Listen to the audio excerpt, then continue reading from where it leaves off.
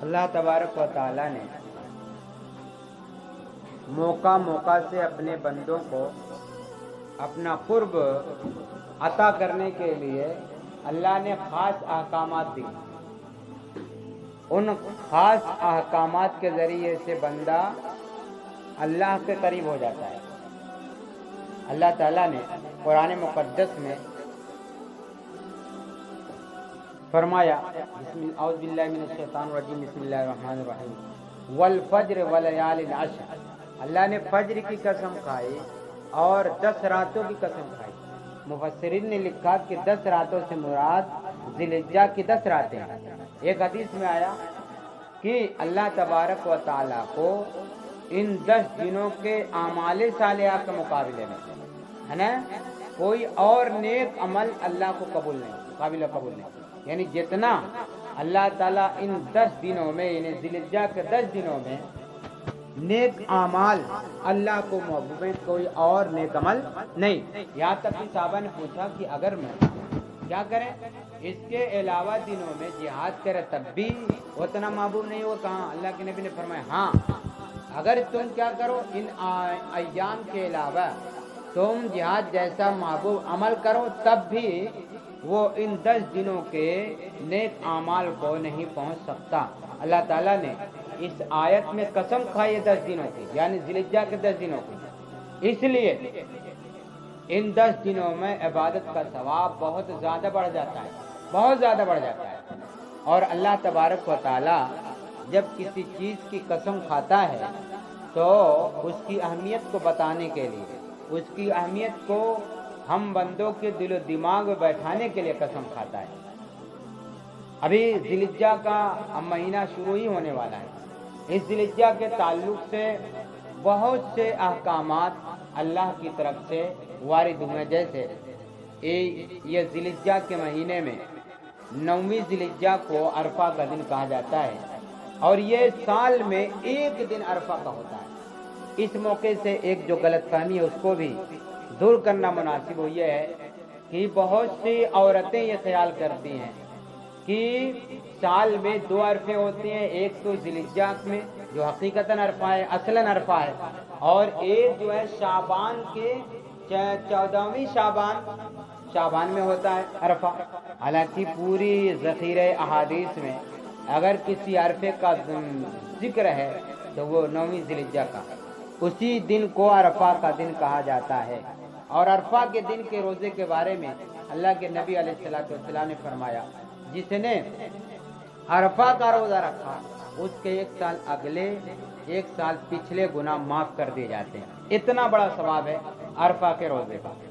اور اللہ کے نبی صلی اللہ علیہ وسلم کی طرف سے یہ بھی ہدایت دی گئی من اراد ان یضحی، کہ اگر کسی کو قربانی کرنے کا ارادہ ہو تو نہ اپنے بال کو کاٹے نہ اپنے ناخن کو کاٹے، ارادہ ہو یعنی جس کے نام قربانی ہونی ہے وہ ذی الحجہ کا چاند دیکھ کر کے نہ تو بال کاٹے نہ تو ناخن کاٹے، لیکن یہ اس شرط کے ساتھ ہے کہ بال کی صفائی کیے ہوئے اور ناخن کاٹے ہوئے 40 دن نہ گزرے ہوں۔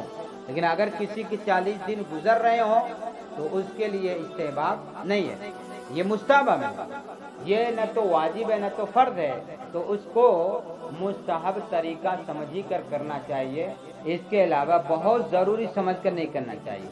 دیکھو اسلام نے جس احکام کی جس چیز کی جو اہمیت رکھی ہے اس کو اسی اہمیت کے ساتھ ہم بندوں کو کرنے کا حکم دیا گیا ہے۔ نہ غیر ضروری کو ضروری سمجھنا ہے اور نہ ہی ضروری کو غیر ضروری سمجھنا ہے۔ جو جس معیار پر ہے، جس اصول پر ہے، ہاں اسی اصول کے تحت اسی معیار کے تحت اس کام کو انجام دینے ہی سے اصل ہے اس کا فائدہ ہم کو ملنے والا ہے۔ تو یہ قربانی کے کا مہینہ ہے۔ اس ذی الحجہ میں اللہ تبارک و تعالیٰ کی طرف سے ایک تو قربانی جیسا محبوب عمل بھی آتا ہے، ایک عرفہ جیسا دن بھی آتا ہے، اور اللہ تبارک و تعالیٰ بہت سے نیک اعمال کے بہت سے ثواب میں اللہ تبارک و تعالیٰ ذاتی فرما دیتا ہے۔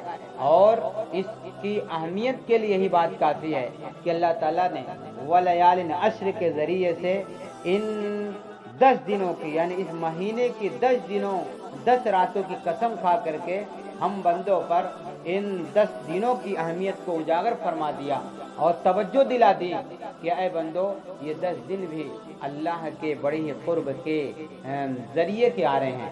ان میں عبادت کر کے، تلاوت کر کے، ذکر کر کے، عبادت کر کے تم اپنے آپ کو اللہ سے قریب ہو جاؤ، اپنے آپ کو اللہ کے قریبی بندوں میں شمار کرا لو۔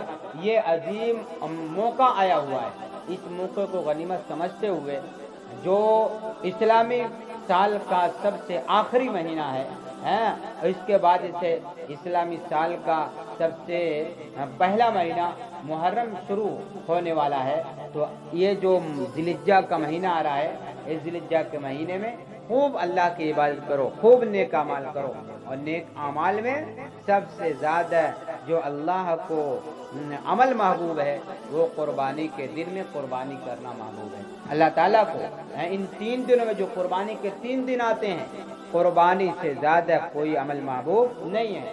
تو ایک وہ آدمی جس پر قربانی واجب ہے، اس کے لیے ابھی سے اس کو اپنے آپ کو تیار کرنا چاہیے، اور شریعت کی روشنی میں جس طرح کے قربانی کے جانور کی خریداری کرنی چاہیے، اچھا ہو، قربا ہو اور ایسا ہو تو کم از کم خود بھی اس کو وہ جانور قربانی کا بھا جاتا ہو، اچھا لگتا ہو۔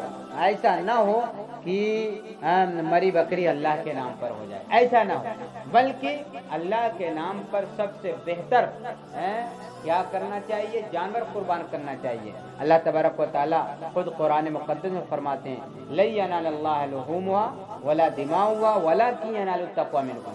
اللہ تعالیٰ کو نہ تمہارے قربانی کے گوشت کی ضرورت ہے، نہ تمہارے قربانی کی خون کی ضرورت ہے۔ اللہ تبارک و تعالیٰ تمہارا تقویٰ، تمہارا اخلاص دیکھنا چاہتا ہے۔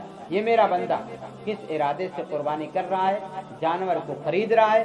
بہت سے قربانی کرنے والے ایسے ہیں جو بڑی بڑی لیتے ہیں، لیکن نام و نمود کے لیے جانور خریدنے کے بعد اس کو گاؤں محلے ٹولے میں ٹہلواتے ہیں، پھراتے ہیں، تاکہ لوگ دیکھ کر کہیں کہ فلانواں کی قربانی کا جانور بہت بڑا ہے، بہت گراں وہ کر رہا ہے۔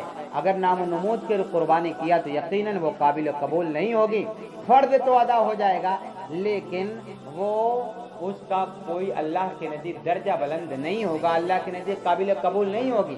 اس لیے جب قربانی ہو اللہ کے نام پر ہو، اچھی قربانی ہو وہ بھی اللہ کے نام پر ہو، کسی کو دکھلانے کے لیے، ریا کے لیے، گاؤں محلے کو کی شاباشی لوٹنے کے لیے قربانی نہ ہو، نہیں تو ثواب لٹ جائے گا، شاباشی مل جائے گی، ثواب کیا ہو جائے گا؟ لٹ جائے گا۔